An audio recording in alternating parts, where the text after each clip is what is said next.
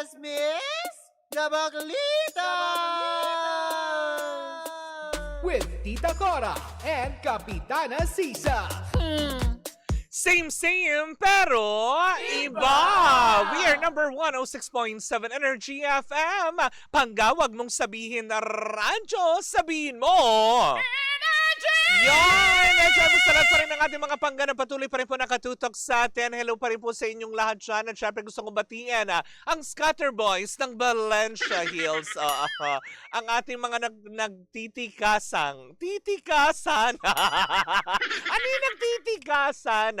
Mga matitikas, yun ang gusto kong sabihin. Baka naman, kakabakasyon ko lang. Baka naman bakasyon ako ulit. Di ba, yung mga matitikas nating mga guards dyan, ang mga scatter boys, at syempre, ang mga utilities ng Valencia Hills. Yan, hello po sa inyong lahat dyan. Magandang umaga po. At syempre, sa lahat pa rin po ng ating mga chuper. Naan pumapasada pa rin po sa ating lansangan. Ayan, hello po sa inyong lahat dyan. Ano mang uri ng iyong hinahawakan. Basta driver, sweet lover. Oh! Nakakaloka yan.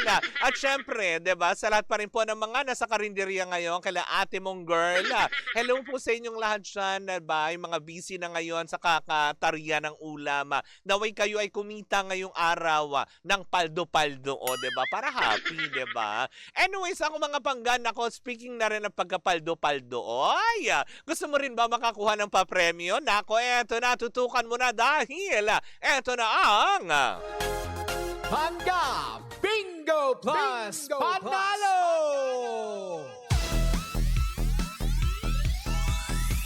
Oh, diba? Para magkaroon ka ng chance ang makakuha ng 500 pesos instantly. Oh, diba? Hindi mo na kailangan pang, ano mo yun, makipaghabulan sa daan para lang pumulot ng mga red envelopes. Oh, diba?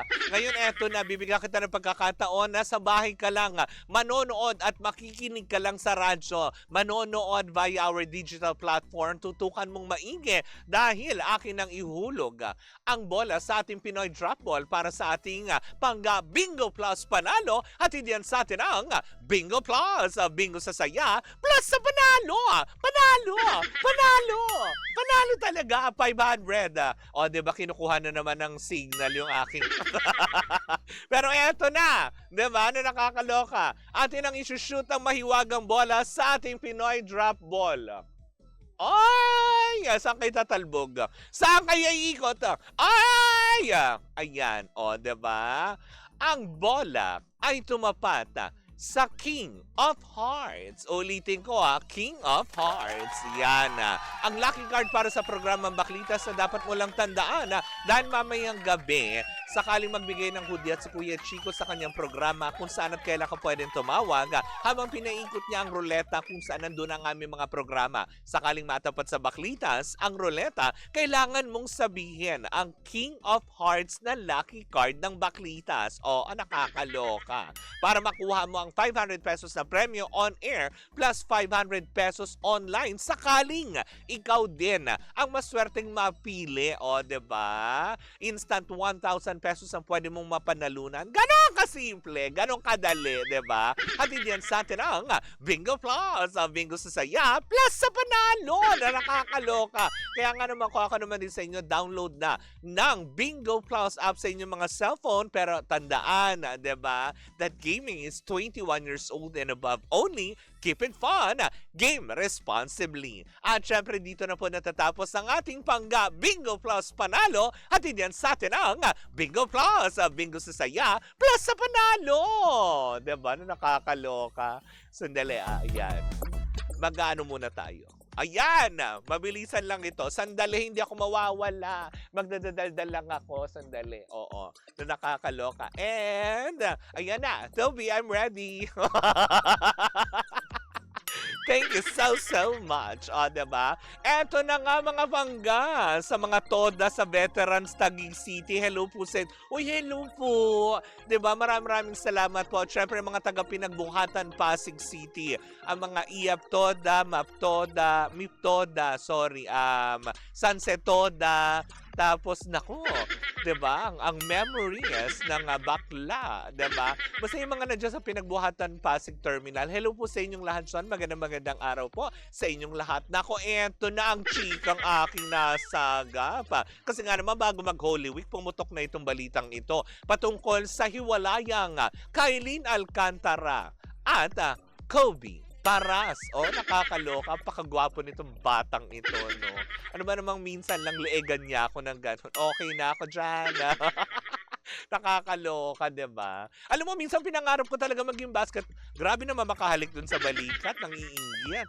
'Di ba, pumutok kasi ang balita na ito na hiwalay na nga daw ang dalawa sa di malamang dahilan. Pero recently lamang ay nagsalita na daw ang tatay mismo ni Kobe Paras na si Benji Paras na kung saan wala daw katotohanan ang nagse-circulate na balita na yung dalawa nga daw ay chose. Wow, chose! They chose. Choose? Pinili na lang para wala na tayong Mas pinili daw nila maghiwalay na lang landas. Pero eto na nga, marami tayong nasagap, sabi sa iyo eh. Alam mo dyan sa Tanay talaga, ang daming balitang lumilipad dyan. Kasabay na nga, alam mo yun, malamig na hangin. Lumilipad din ang balita. Ang nasagap kasi nating chika ay para daw kasi daw, ang pinagmulan daw pala nitong, alam mo yung breakup na yun, na pinasisinungalingan nga nung tatay na very much into relationship pa nga daw yung dalawa, pero mas marami ang nagsasabi na, well, parang pinagtatakpan na lang natin ang totoong dahilan na kung saan daw nahuli daw kasi via text. Eto na naman tayo sa cellphone na naman. Oo, nakakaloka. Parang sa cellphone kasi kayo, mag-delete din kayo ng message. Diba yung mga ganyan Nahuli daw kasi di umano. Diba? Nahuli daw via text na may kasweet-sweetang message itong si Kobe sa isang single mom na babae. O, diba? Natural. Alam mo yun, single mom na bakla. Ganyan, nakakaloka. Single mom nga, diba? Meron daw hindi alam kung ka-flirtan ba, pero parang, alam mo yun, nakakausap, na nabasa na di sinasadya daw ni Kailin. Ang sinasabi nga na ang Gelami daw na nakilala nitong si Kobe ay na-meet daw niya sa bar na Bando na pagmamay-ari, isa siya sa part owner nun eh. Doon daw niya nakilala yung Gelami. At doon daw nagsimula yun. Ang palitan ng mga sweet messages na kung saan nga naman nabasa. So antayin natin, Kylie, ng mga screenshot, diba? Gagayahin mo rin ba si Jam? May screenshot din ba kayang lalabas ng mga palitan? May mga pa rin ba dyan? May mga, I'll touch myself na lang. May mga ganong mensahe din kaya na nakakaloka. Pero kung ganyan, Diyos ko, si Kobe para sa willing to touch me. Touch me. Touch me not. Wow, grabe. Diba? Kad magpasapak ako, willing ako, diba? Diyos ko naman, Kobe para siya na nakakaloka. Pero yun na nga daw, yung kumakalat na balita kasi nung parang sinabi yata nung tatay na wala nga katotohanan para mamatay nga yung issue na namamagitan sa kanyang anak at ni Kailin Alcantara, diba? Ay parang may mga netizens na hindi sumang-ayon kasi may mga lumalabas nga na balita na ang pinagmulan daw pala ay third party daw. 'Di ba? Na wala naman din kumpirmasyon kung sino. At hindi rin naman matukoy kung sino yung Gelami o yung Bilatra. Yung Bilatra na nai-involve kay Kobe na nakakaloka. Kawawa naman si Kailin balik ka na lang kay Mavi, haha. Hindi, 'di ba? Happy ngayon si Mavi Legaspi, 'di ba? Kung matatandaan si Kailin Alcantara, ito yung tama ba kung Mario Palmera na ito yung nakakaaway ni Carmina Villaruela. Tama ba ako doon? 'Di ba? Parang sila yung nagpapalitan dati ng maanghang na parinigan on social media. Correct me if I'm wrong. Pero pagkakalala ko parang si Kailin nga yun, 'di ba?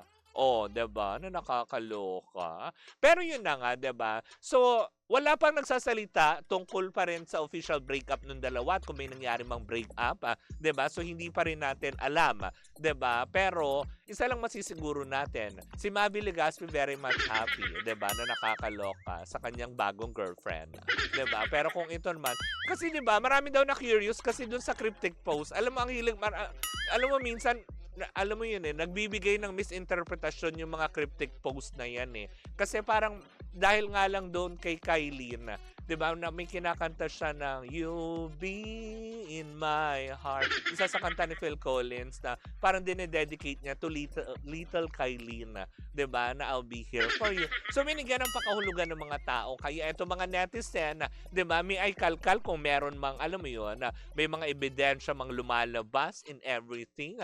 Kung ano man ang mga totoong namagitan, may ay kalkal ang mga netizen. Kaya nga naman lumitaw itong unofficial na chismis na third party nga daw ang involved. Oy, naku, nakakaloka. Pero syempre, malalaman pa rin natin ang bang katotohanan sa pagsasalita ng dalawang taong involved dun sa relasyon, hindi ba? Hindi tayo basta mag-jump into conclusion na mag-uuna-una tayo at wag din tayong basta magturo kung sino yung makakasama. Dahil syempre, sa gwapo ni Kobe, halos lahat ng dumikit dyan, baka maging, alam mo yun, suspect.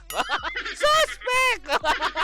Nakakaloka. But anyways, ako mga pangga, marami pa ng, alam mo yun, papakatutukan din natin ang balitang ito kung usbong man o hindi. Magsasalita man si Kylie Alcantara at maging si Kobe Paras patungkol dito o hayaan na lang po nila na hindi na isa publiko kung sakali man totoo na sila man ay naghiwalay na ng landas. Well, respetuhin naman din natin yan. Pero syempre, dahil tayo ay chismosa, hindi tayo titigil ang kahanap ng balita. Diba? Kaugnay pa rin dyan. Diba? Na nakakaloka. Well, in the meantime, mga pangga, dyan po muna natatapos ang ating chikahan on a Monday morning. Muli po ako po si Kapitana Sisa. Sa ngalan ng aking partner, si Tita Cora, we are still same, pero iba! Tuloy-tuloy pa rin po ang ating tugtugan. Syempre, dito po lamang yan sa number 106.7 Energy FM. Pangga, kung ikaw ay bored na nakakaloka, maraming salamat, Toby. Diba? Kung ikaw ay bored naman din sa araw mo, nako, eto na, magpapabago ng araw mo, 'di ba? Kung mahilig ka naman din sa Tong Its at iba pa, tara na sa Game Zone, 'di ba? Unbelievable sa Game Zones dahil you can play with real game of Tong Its with real players for free, 'di ba? Na nakakaloka. May chance ka pang makisplit over 34 million pesos na premyo at may chance ka rin to claim up to 14,640 pesos na daily prize na pwede mong i-cash out agad-agad at pwede mo rin siyang ilaro sa iba pang mga games. Samantar, 14,000 kaagad, nakakaloka. May dalawang event araw-araw. G ka na ba? Well, visit gzone.ph or visit their social media on Facebook, Instagram, TikTok at Tara Game Zone. G na sa Tong Ins, Tara Game Zone. Tandaan, ang gaming dapat fun lang ha. Visit padcor.ph/regulatory or you can email them at keepitfun@padcor.ph. Promo run from January 1 to December 31, 2025. EGLD reference number MKTG 2024-2564. Tandaan, gaming is 21 years old and above only. Keep it fun, game responsibly. Muli po, tuloy-tuloy ang ating tugtugan. Dito po lamang yan sa number 106.7 Energy FM. Panggawag mong sabihin radyo, sabihin mo Energy!